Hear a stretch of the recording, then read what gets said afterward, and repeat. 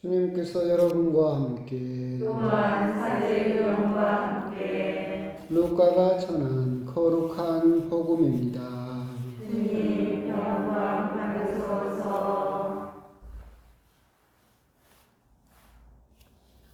그때 몇몇 사람이 성전을 두고 그것이 아름다운 돌과 자원의 물로 꾸며졌다고 이야기하자 예수님께서 이르셨다. 너희가 보고 있는 저것들이 돌 하나도 다른 돌 위에 남아있지 않고 다 허물어질 때가 올 것이다.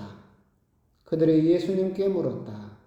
스승님, 그러면 그런 일이 언제 일어나겠습니까? 또 그 일이 벌어지려고 할 때에 어떤 표징이 나타나겠습니까? 예수님께서 이르셨다. 너희는 속는 일이 없도록 조심하여라. 많은 사람이 내 이름으로 와서 내가 그리스도다, 또 때가 가까웠다 하고 말할 것이다. 그들 뒤를 따라가지 마라. 그리고 너희는 전쟁과 반란이 일어났다는 소문을 듣더라도 무서워하지 마라. 그러한 일이 반드시 먼저 벌어지겠지만 그것이 바로 끝은 아니다. 이어서 그들에게 말씀하셨다. 민족과 민족이 맞서 일어나고 나라와 나라가 맞서 일어나며 큰 지진이 발생하고 곳곳에 기근과 전염병이 생길 것이다. 그리고 하늘에서는 무서운 일들과 큰 표징들이 일어날 것이다. 주님의 말씀입니다. 그리스도님 감사합니다.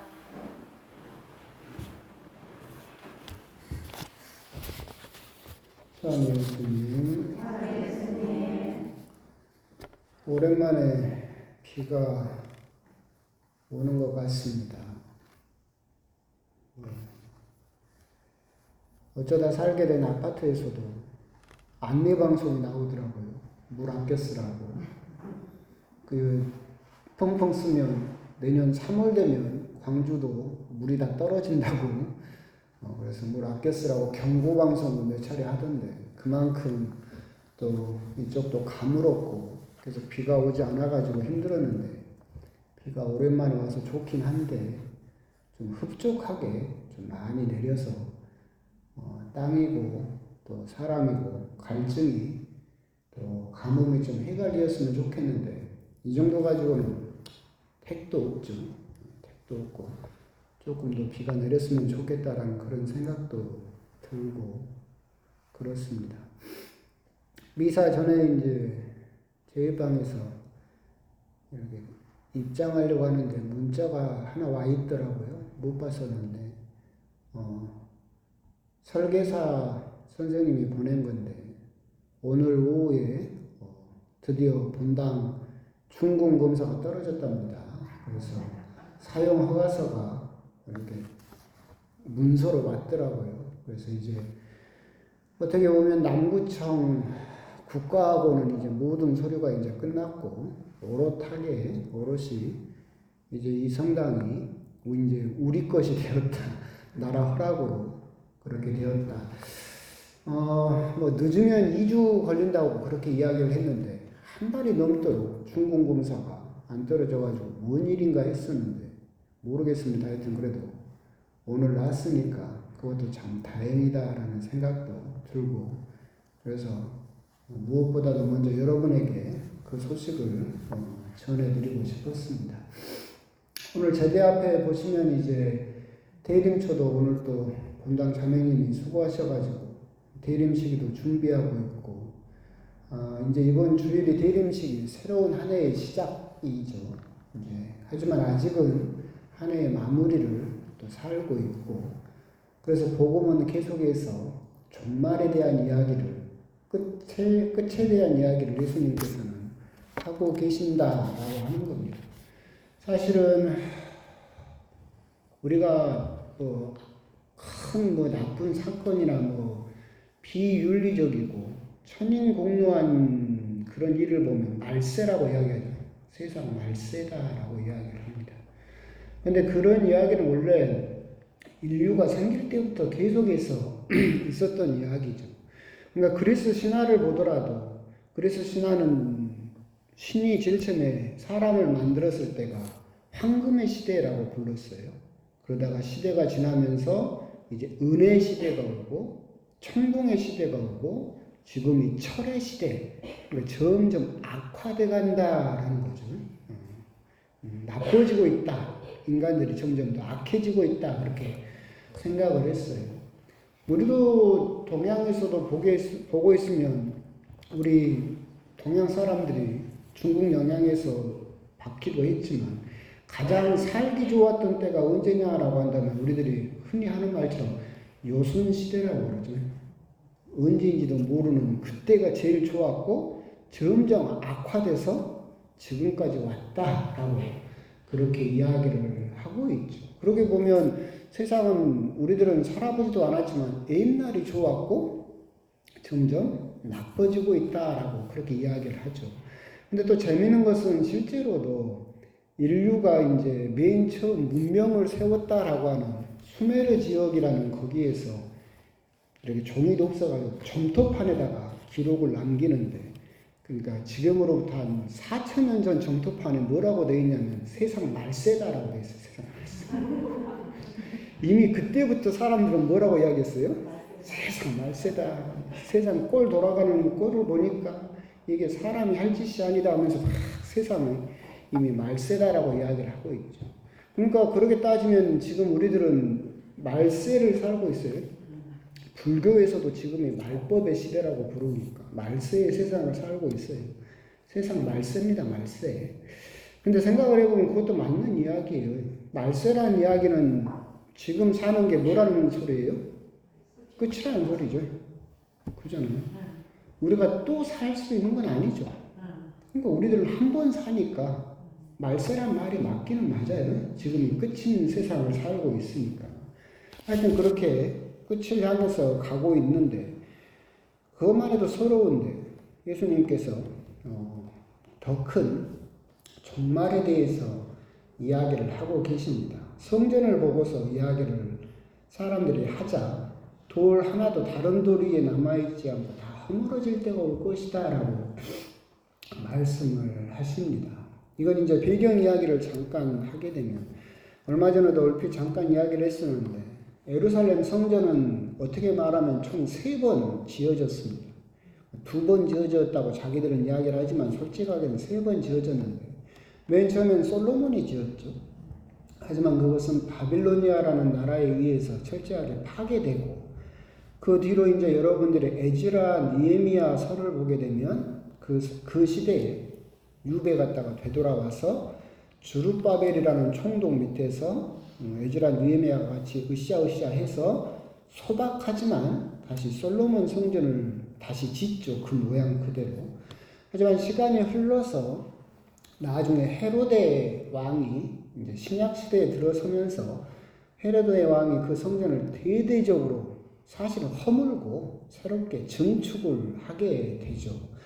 헤로데는 사실 유다인이 아니에요. 헤로데는 이두메아인, 그러니까 여러분들 옛날 공동번역을 읽으면 에돔 사람이 이방인이었죠. 근데 이 사람이 이제 이스라엘 왕으로서 로마로부터 인정받고 다스리게 되다 보니까 이스라엘 사람들이 보기에는 이방인이 우리 왕을 하고 있으니까 인정할 수가 없어요. 받아들일 수가 없죠.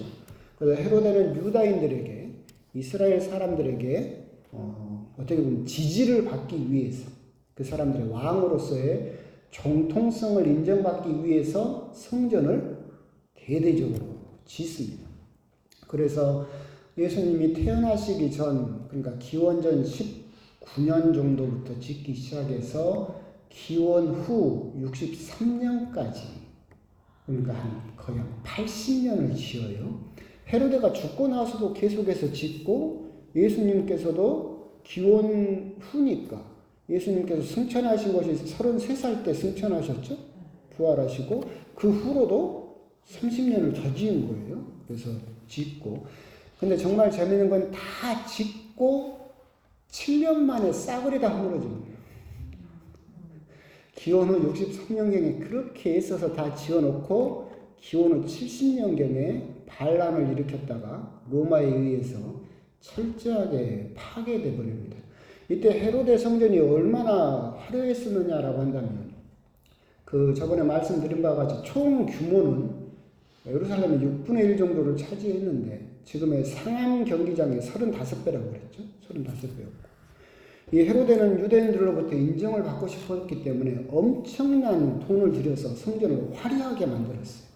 그래서 오직 하얀색 대리석만으로, 그리고 돌 하나 무게가 1톤짜리, 지금 남아있는 통곡의 벽은 거의 100톤짜리 돌로 되어 있는데 그런 하얀색 대리석만으로 성전을 만들고 기둥만도 10m짜리들을 쫙 세우죠.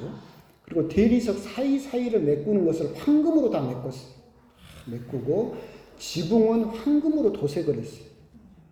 도색을 하고 또 성전 문에는 하나님의 창조를 기념한다라고 해서 포도송이를 이렇게 장식을 했는데 포도송이 하나가 황금으로 되어 있어요. 포도가 다 황금으로 되어 있는데 포도송이 하나가 사람 크기만 했어요.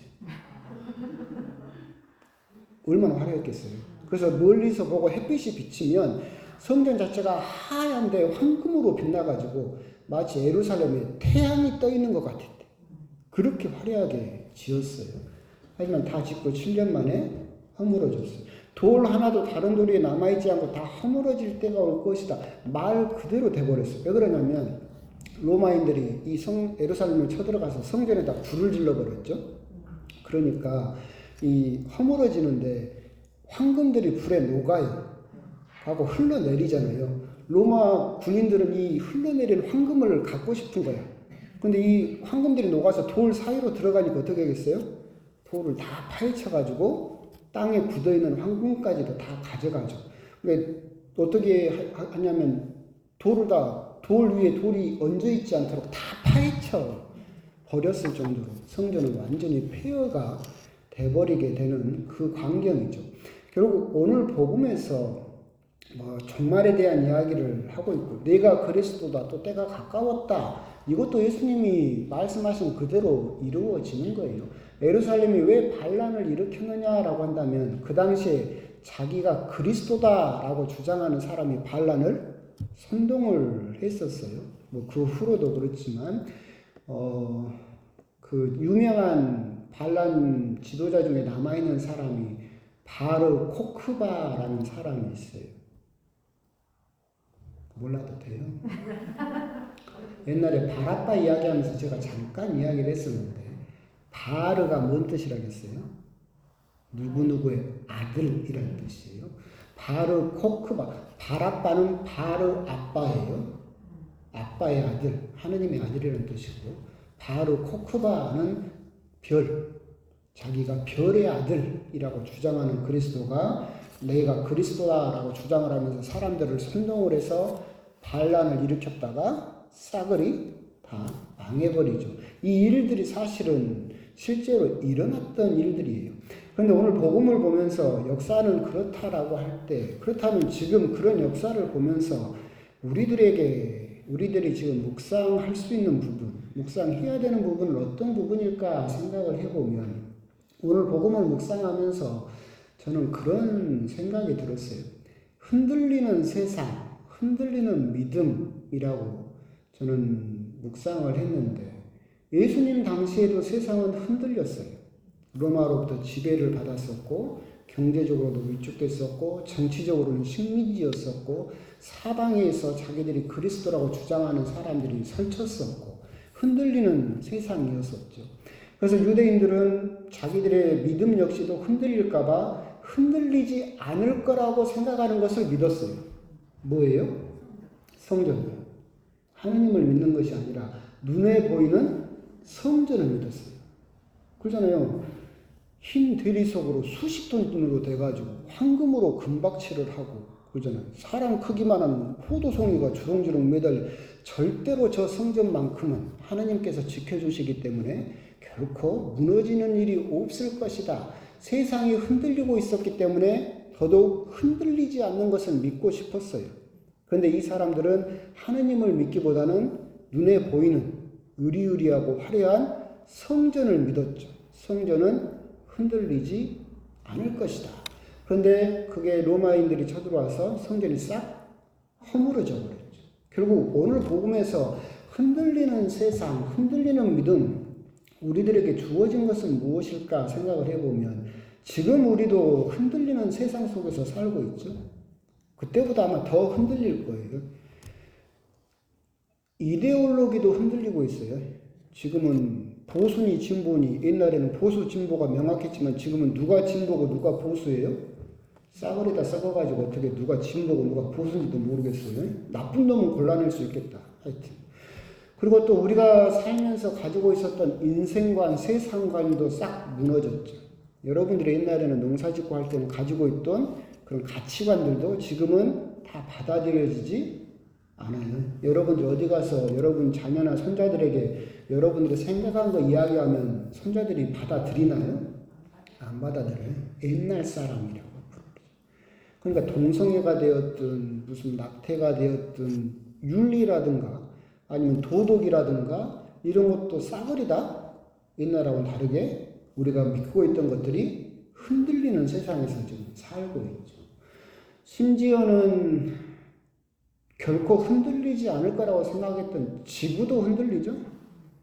지구도 지금 환경오염 때문에 난리가 나고 사방대 지진이 나고 뭐 기상이변이 생기고 지금처럼 막 가뭄이 닥치고 어떤 데는 가뭄이 닥쳐서 물이 없어서 죽어가는데 어떤 데는 막 홍수가 나가지고 그런 지구는 흔들리지 않을 것이다라고 생각했던 이 땅도 흔들리고 있어요. 그로 인해서 코로나가 닥쳤고 전염병이 닥쳤고 이제는 그 코로나로 인해서 무엇도 흔들리냐면 교회도 흔들리죠. 교회도 이제는 흔들리고 있어요. 수많은 사람들이 교회를 떠나고 그러면서 교회까지도 흔들리고 있다. 똑같이 지금 이 세상도 우리들은 흔들리는 세상에서 살고 있다. 근데 아까 말씀드린 바와 같이 흔들리는 세상에 살다 보면 우리들은 흔들리지 않는 것을 믿고 싶어 해요. 그렇죠? 세상이 흔들리니까 중심을 잡으려면 저것만큼은 흔들리지 않을 것이다 라고 생각하는 것을 우리들은 믿죠. 그래서 우리들이 저것만큼은 흔들리지 않을 것이다 라고 생각하는 게 뭐예요? 돈이죠.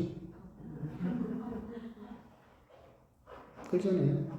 돈만큼은 흔들리지 않을 것이다 라고 생각을 해서 특히나 변화가 많고 흔들림이 많은 우리나라는 죽기 살기로 돈에 매달리고 있어요. 돈은 흔들리지 않을 것이다 라고 생각을 하고 있죠.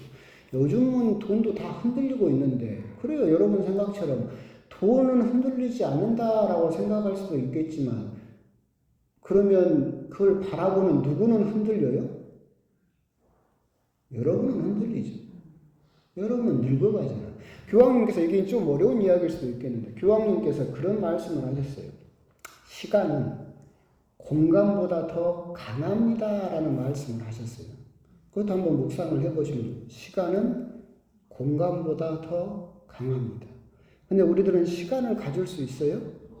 없어요. 그래서 우리들은 뭘 가지려고 해요? 공간을 가지려고 해요. 그래서 우리들은 아파트를 차지하려고 하고 땅을 차지하려고 눈에 보이는 공간에 그렇게 집착을 하는 거예요. 유대인들도 성전이라는 공간에 집착을 했고 지금 우리도 어떻게든 땅을 마련하고 아파트를 마련하고 그 공간을 차지하려고 해요. 공간은 소유할 수가 있어요. 그러니까 소유할 수 있기 때문에 더불어서 무슨 일이 벌어지냐면 경쟁이 붙죠. 그렇죠? 그러게 되면 거기에서 다툼이 생기죠. 근데 그렇게 우리가 죽기 살기로 매달리고 흔들리지 않을 거라고 생각했던 그 공간은 무엇보다 더 약해요? 시간보다 더 약해요. 시간 앞에 멀쩡한 공간 봤어요? 없어요. 우리들은 그 부분, 예루살렘 성전이란 그 공간만큼은 절대 변하지 않을 것이다 라고 생각을 했지만 시간이 흘러서 기원 후 70년이 되니까 이 성전은 어떻게 되어버렸어요? 허물어요. 공간 자체가 없어져 버렸어요. 똑같아요.